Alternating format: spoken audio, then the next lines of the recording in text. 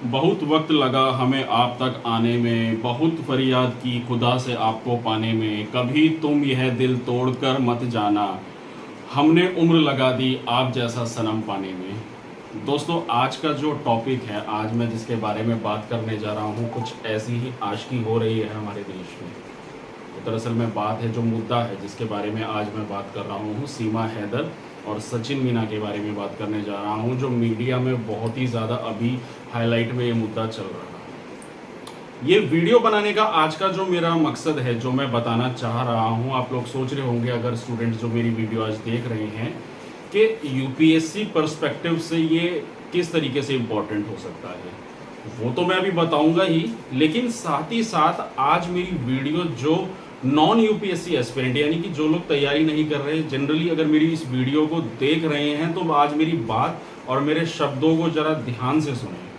क्योंकि जो भी बातें मैं करने जा रहा हूं ये बहुत ही सीरियस और सेंसिटिव मुद्दा है हमारे देश की इंटरनल सिक्योरिटी और सॉवरिटी के लिए। क्योंकि मीडिया में जो दिखाया जा रहा है उसको देख के तो मेरे सर में दर्द ही हो गया है। तो इसलिए मैं जो ये टॉपिक बताने जा रहा हूं, आप लोग सभी इस टॉपिक को एक बार जरा ध्यान से देखिए, समझिए और खुद डिसाइड कीजिए कि इसमें क्या सही है और क्या गलत है। तो पहले मैं यूपीएससी पॉइंट ऑफ व्यू से एक बार बता देता हूं। ये जो टॉपिक है सीमा हैदर और ये जो सचिन मीना का ये जो मुद्दा चल रहा है अभी रिसेंटली, तो यूपीएससी पॉइंट ऑफ व्यू से अगर मैं बात करूं तो ये जीएस पेपर 2 सिटीजनशिप से रिलेटेड है। ये GS paper 3 internal security, illegal migration और टेररिज्म से रिलेटेड है, और GS paper 4 ethical dimension, love versus law, प्यार बड़ा है कि यहाँ पे लॉ बड़ा है। तो दोस्तों, ये मुद्दा क्या है और इसमें क्या क्या चार्जेस इसमें लगाए गए हैं, ये क्या सिचुएशन है, वो सारी चीजें मैं एक एक करके बताऊंगा, लेकिन मैं पहले थोड़ा सा इस मुद्दे को एक बार जल्दी से ब्रीफली डिस्क्राइब कर देता हूँ। तो बेसिकली क्या है, ये जो सीमा हैदर हैं, ये पाकिस्तान की सिटीजनशिप है, सिंध प्रोविंस में रहने वाली 27 साल की एक शादीशुदा महिला है, जिनके पति यूएई में नौकरी करते हैं। इनका कहना है कि ये काफ़ी सारा डोमेस्टिक वायलेंस इन्होंने देखा अपने घर पे अपने परिवार के साथ, जिनके 4 बच्चे हैं, और इन्हें एक 22 साल के लड़के सचिन मीना से प्यार होता है पबजी खेलते खेलते। कहानी इंटरेस्टिंग है, इसलिए सुन लीजिए आप लोग थोड़ा। पबजी खेलते खेलते इन दोनों के बीच में प्यार होता है, और फिर सीमा हैदर नेपाल के रास्ते होते हुए इंडिया आती हैं, और अभी ग्रेटर नोएडा यानी यूपी में ये दोनों रह रहे हैं। तो ये तो है एक बहुत ही ब्रीफ इंट्रोडक्शन जिसके बारे में बताया। अब काफ़ी दिनों से मीडिया में चल रहा है कि पाकिस्तानी बहू ने रोटी बनाई सचिन के घर में, हिंदू मुस्लिम एंगल भी लगाया जा रहा है क्योंकि लड़का हिंदू है। तो ये तो सारी चीज़ें जो हो रही हैं, अभी मीडिया का जो ये ट्रायल चल रहा है इसका क्या इम्पैक्ट पड़ेगा सोसाइटी में, मैं उसके बारे में भी बात करूंगा। लेकिन उससे पहले मैं यहाँ पे आपको थोड़ा बताना चाहूँगा कि अभी जो इसमें क्या क्या एक्ट्स हैं, क्या क्या एग्जाम पॉइंट ऑफ व्यू से जो सारी चीज़ें हैं, पहले मैं उसके बारे में इसमें थोड़ा सा बात कर लेता हूँ। तो पहले मैं बताना चाहूँगा कि सीमा हैदर पे एफआईआर हुई है और इनको अरेस्ट कर लिया गया है अभी एटीएस जो यूपी गवर्नमेंट की है, यानी कि एंटी टेररिस्ट स्क्वाड, इन्होंने इनको अरेस्ट कर लिया है, क्योंकि इंटरनल सिक्योरिटी का तो देखिए मामला है। देखिए आप खुद सोचिए ना कि पाकिस्तान से कोई बंदा जो माइग्रेट करके इंडिया आ रहा है, एक होता है तो उसके लिए वीज़ा लेना पड़ता है, तो अगर जो वो बिना वीज़ा के आ रहा है तो दिस इज़ इलीगल, वो इलीगली हमारे देश में घुस रहा है, और ऊपर से कौन से देश से, पाकिस्तान से। तो जैसे आपको पता ही होगा कि 1947 में जब हमारा देश आज़ाद हुआ था, यानी हमारे देश का विभाजन हुआ था और पाकिस्तान अलग प्रोविंस बन गया था, एक अलग देश बन गया था। तो अभी से हमारे इंडिया और पाकिस्तान के जो मुद्दे हैं वो कितने सालों से सेंसिटिव हैं ये ऑलरेडी। पाकिस्तान से अगर कोई इंसान बिना वीज़ा के हमारे देश में एंटर होता है तो उसको शक की निगाहों से देखा जाता है। इवन अगर कोई इंडिया से पाकिस्तान जाएगा तो उस इंसान को भी शक की निगाह से देखा जाता है अगर कोई इलीगली पाया जाता है। तो जासूसी का मामला भी हो सकता है, क्योंकि सीमा हैदर पे कहा जा रहा है कि हो सकता है ये पाकिस्तानी जासूस हो सकती है, आईएसआई की एजेंट हो सकती हैं। उसके अलावा इनके ऊपर जासूसी का हो गया, या कोई खुफिया टेररिज्म का कोई बड़ा मकसद हो जिसको लेके ये आई हो, क्योंकि 22 साल के उस लड़के को तो पता ही नहीं ना 22 साल की उम्र में क्या होता है, बस प्यार हुआ तेरे से सनम चल मेरे साथ, और वो उसको लेके यहाँ पे रह रहा है जिस तरीके से। तो मैं बताना चाहूँगा आपको इसके ऊपर जो एफआईआर हुई है, illegal migrant, passport act 1920, 120 IPC लगी है, और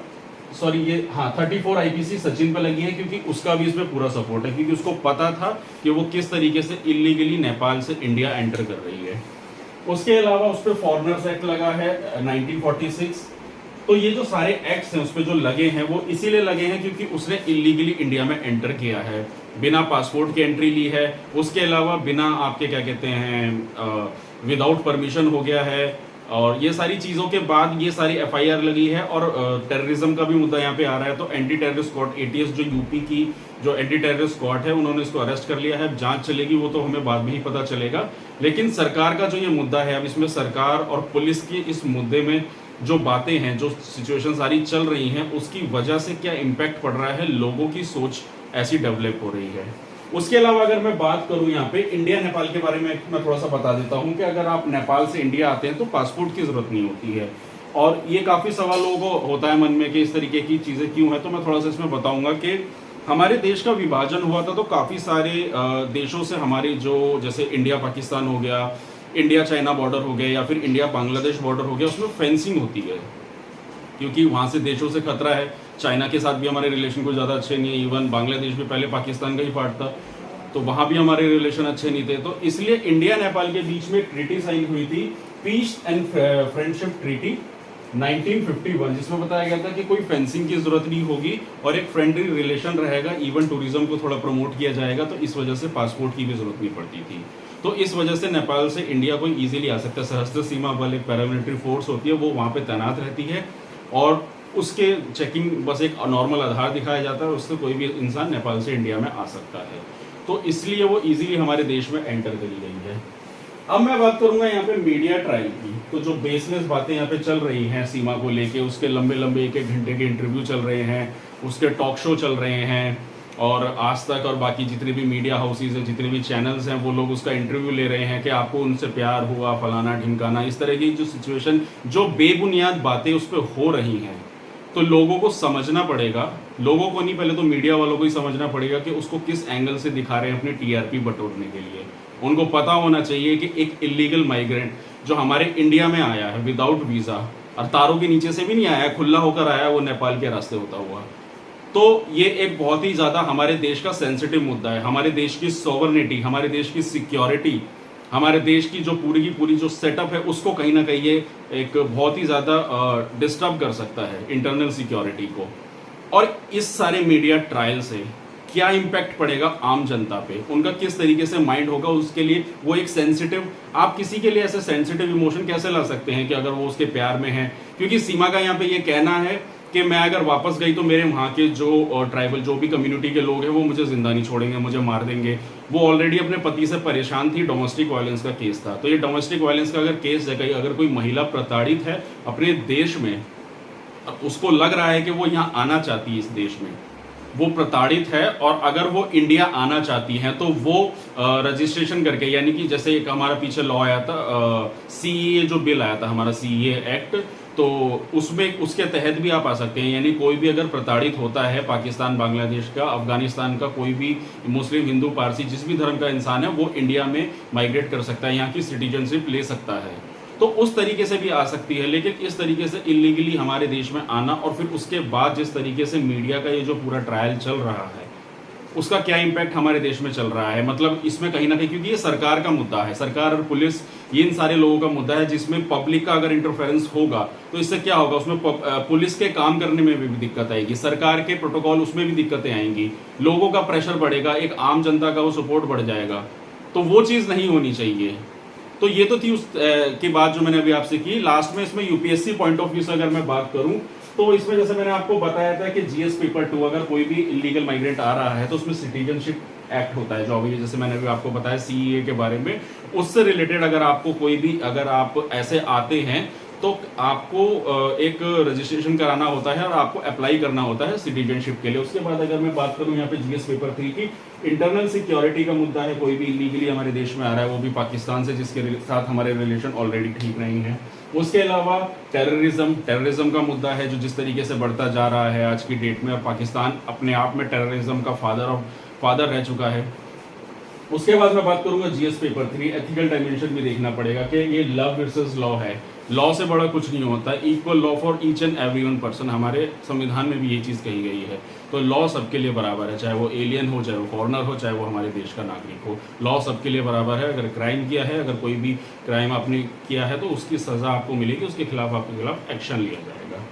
तो दोस्तों मेरा ये था आज का टॉपिक, जिसमें मैंने आपको बताया किस तरीके से इलीगल माइग्रेंट हमारे देश में आया है और उसको किस तरीके से देखा जा रहा है। अभी सारी कार्रवाई और जो भी चीज़ें हैं वो तो चली रही है, वो तो आने वाले समय में पता ही चल जाएगा। लेकिन अगर जितने भी लोग मेरी इस वीडियो को देख रहे हैं तो थोड़ा इसको देश की सॉवरेनिटी और सिक्योरिटी पॉइंट ऑफ व्यू से सोच के देखिए कि उस महिला का इस देश में आने का एक ऐसा मकसद, जिसके ऑलरेडी 4 बच्चे हैं, अपने पति को छोड़ के आ गई, तो जब वो फैमिली और अपने बच्चों को इस तरीके से लेकर घूम रही है तो क्या उसका इम्पैक्ट पड़ेगा, वो किसके लिए फ़ायदेमंद हो सकता है।